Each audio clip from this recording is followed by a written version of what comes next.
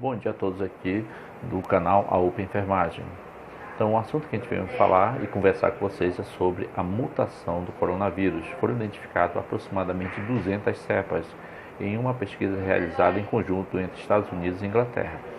E eu peço aqui para você se inscrever aqui no nosso canal, compartilhe e dê um joinha para nós. Como você vai se inscrever? Apenas apertando o botãozinho vermelho e aperte no sino para receber notificações.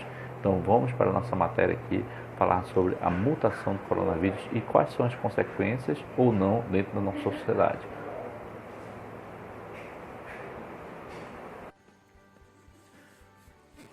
Bom dia pessoal, os telespectadores que acompanham aqui o canal A UPA Enfermagem.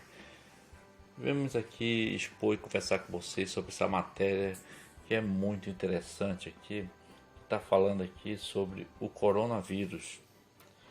O título da matéria, o coronavírus, as mutações do SARS-CoV-2 que intrigam o cientista.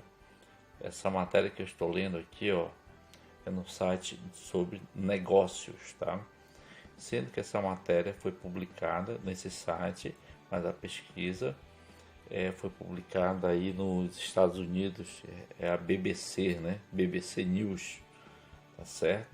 Quem é responsável pela pesquisa que foi realizada foi uma pesquisa realizada em cooperação entre Estados Unidos e Reino Unido. E lá eles identificaram centenas de mutações do SARS-CoV-2, que é o vírus que causa o coronavírus, tá certo? Então, o que tem de interessante nessa matéria? Então, vem falando aqui no subtítulo, pesquisadores nos Estados Unidos e Reino Unido identificaram centenas de mutações do SARS-CoV-2, o vírus que causa o Covid-19. Então, pessoal, especificamente essa matéria vem falando que o SARS-CoV-2 ele foi identificado centenas de mutações dele, que nós chamamos de cepas, né? E essas cepas elas são mutações a partir de um único vírus. Por exemplo, eu li um artigo algumas semanas atrás que foi identificado num caso da China, uma média de 30 cepas na China foi identificada. No Brasil, logo no começo da pandemia aqui no Brasil, foi identificado aí 9 cepas. E aqui agora estão divulgando uma pesquisa muito interessante, foram identificados 200 cepas desse vírus. O que isso significa? O que isso significa aqui?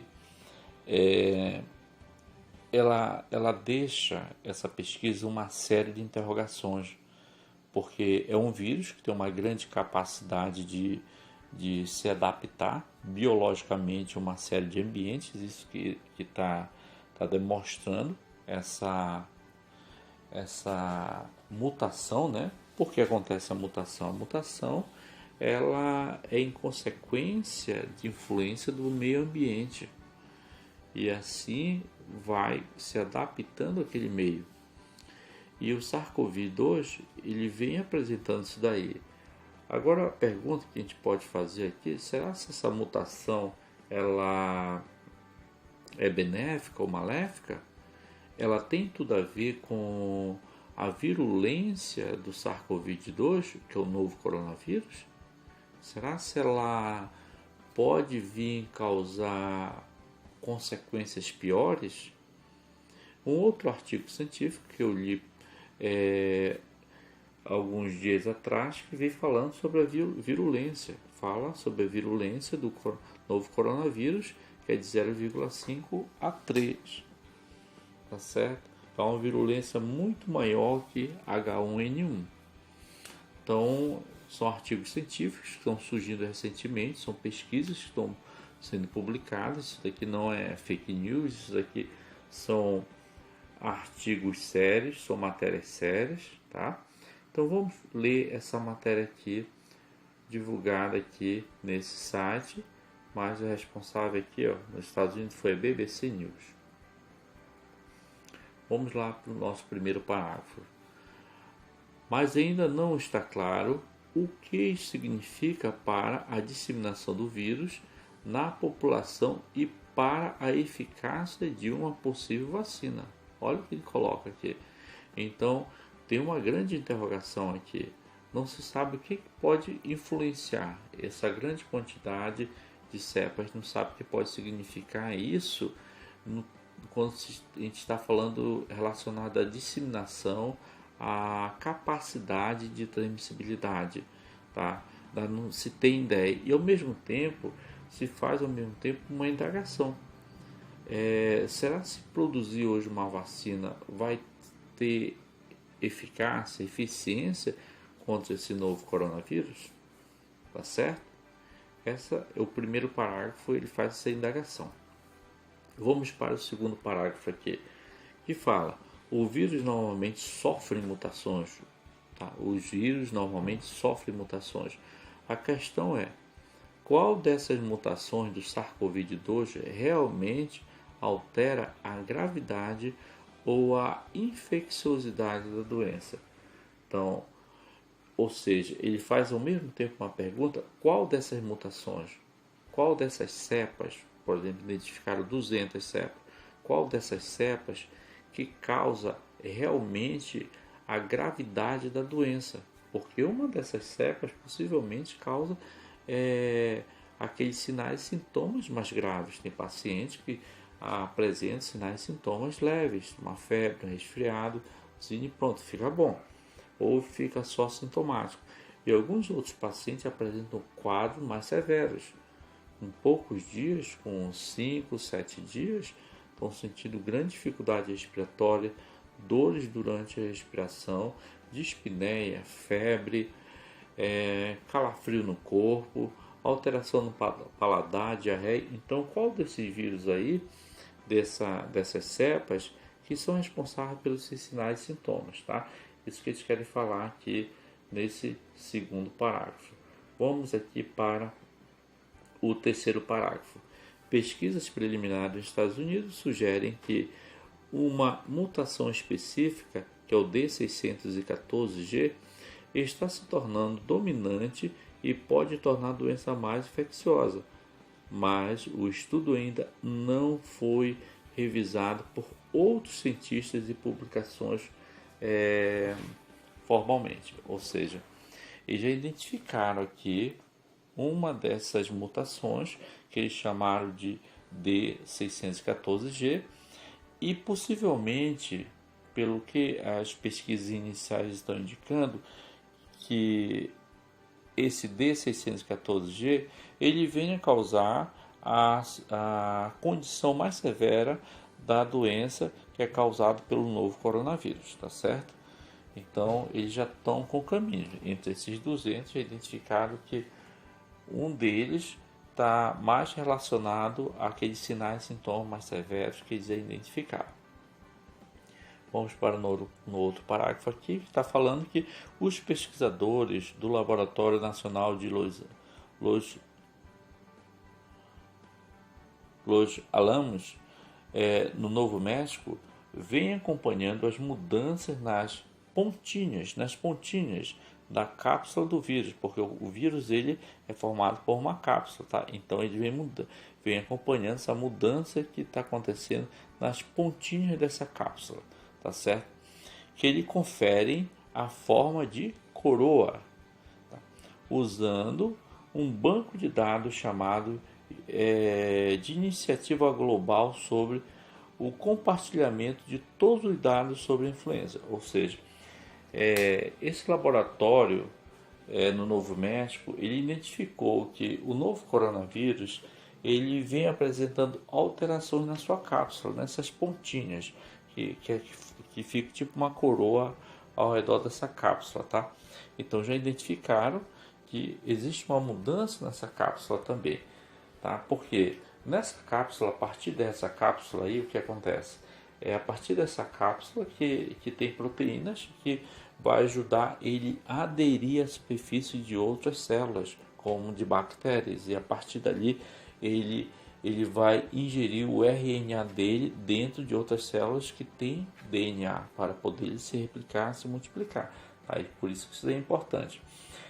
Então, eles observam que parece haver algo sobre essa mutação específica D614G que faz crescer mais rapidamente, mas as consequências disso ainda não são claras. Ou seja, eles já identificaram também que essa cepa D614G faz essa espécie aqui, ela cresce mais rapidamente, mas só que eles querem esclarecer ainda se tem algo a ver também com a aceleração da doença no organismo do ser humano e ao mesmo tempo a disseminação dele, tá certo? Bora ver outro parágrafo mais abaixo. A equipe de pesquisa analisou dados do Reino Unido de pacientes com coronavírus. Embora as pessoas com essas mutações específicas de vírus parecesse ter uma quantidade maior de vírus em suas amostras, os cientistas não encontraram evidência de que elas ficaram mais gravemente doentes ou ficaram no hospital por mais tempo.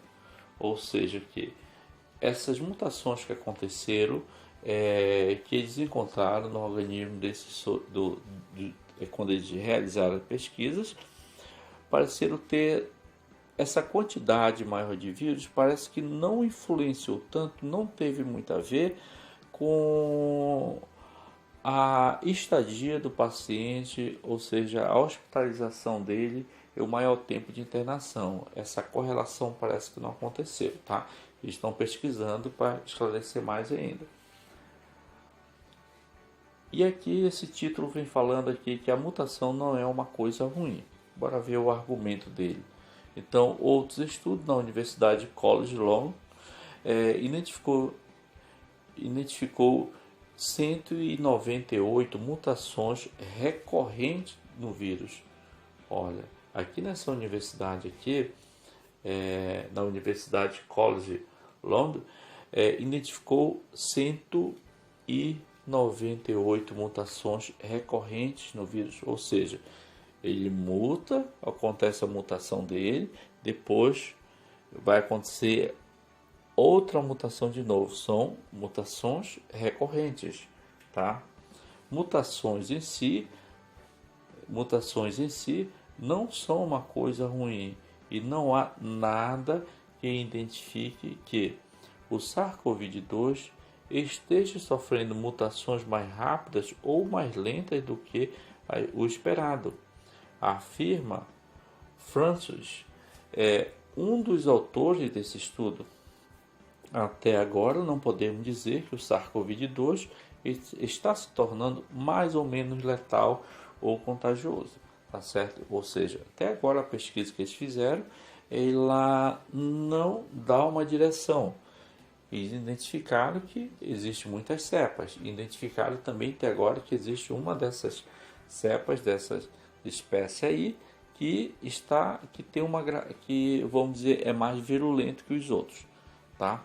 Mas que também eles falam, ou seja, falam com muito cuidado, né, para não falar coisas que de repente venham comprometer. Também eles não falam que essas mutações, eles não afirmam que essas mutações têm muita coisa a ver com a disseminação desse vírus, com a velocidade com que está acontecendo a pandemia, a disseminação dele no mundo, né? E também eles não falam também se tem algo a ver impactante com alguns sinais e sintomas, mas eles afirmam aqui também que eles identificaram ao mesmo tempo cepas, tá? Cepas que está presente, que causam uma virulência maior do que as outras cepas que eles descobriram aqui, tá? Vamos lá ao próximo parágrafo desse mesmo título, aqui que fala: o monitoramento de pequenas alterações na estrutura do vírus é importante para o desenvolvimento de novas vacinas, né? O desenvolvimento de vacina um exemplo disso é o vírus da gripe, que sofre uma mutação tão rápida que a vacina precisa ser ajustada todos os anos para lidar com a cepa específica em circulação. No caso da gripe H1N1, né, que todo ano eles produzem uma nova vacina porque acontece a mutação daquele vírus, senão uma vacina do ano anterior não consegue proteger você para o ano seguinte. Em todo ano assim eles têm que estar trabalhando, pesquisando, acompanhando o desenvolvimento desse vírus para que eles possam acompanhar e produzir uma vacina eficaz para proteger a população. No caso do desenvolvimento de remédios, né? Vamos lá para esse título aqui, vamos discutir e vamos falando sobre esse artigo que é muito interessante. Muitas das vacinas contra o Covid-19 atualmente em desenvolvimento têm como alvo pontinhas diferentes da estrutura externa do vírus. A ideia é que fazer com que o organismo reconheça um elemento único do vírus e o ajudará a combater o vírus todo. Ou seja, a vacina que estão produzindo hoje, a ideia é que vamos dizer que tenha proteínas nessa vacina que possam reconhecer esses vírus como um único elemento. Ou seja, essa vacina não está levando em consideração essas mutações, mas ao mesmo tempo ela está levando em consideração que essa vacina que está sendo desenvolvida, que ela possa reconhecer essas pontinhas diferentes da estrutura externa do vírus, tá certo? Então, que esta ideia é que eles têm para que eles possam ajudar e essa vacina possam ajudar na identificação do vírus e ao mesmo tempo identificar e ao mesmo tempo o corpo, o organismo conseguir reagir contra ele, tá certo? Então, essa é a ideia.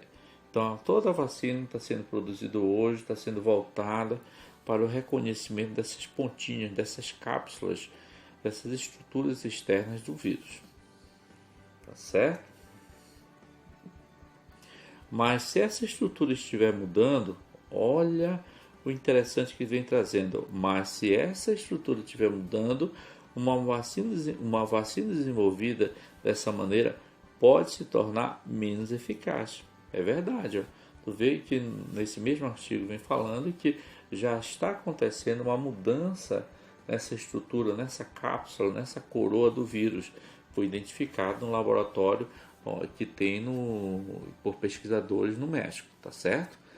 Então, muito interessante o que está acontecendo. Ó. Então, no momento, tudo isso é teórico. Os cientistas ainda não têm informações suficientes para dizer o que as alterações do genoma do vírus significam. Lucy Van Dorp diz que a análise de um grupo de número de genoma de vírus pode ser algo inestimável para os esforços de desenvolvimento de medicamentos.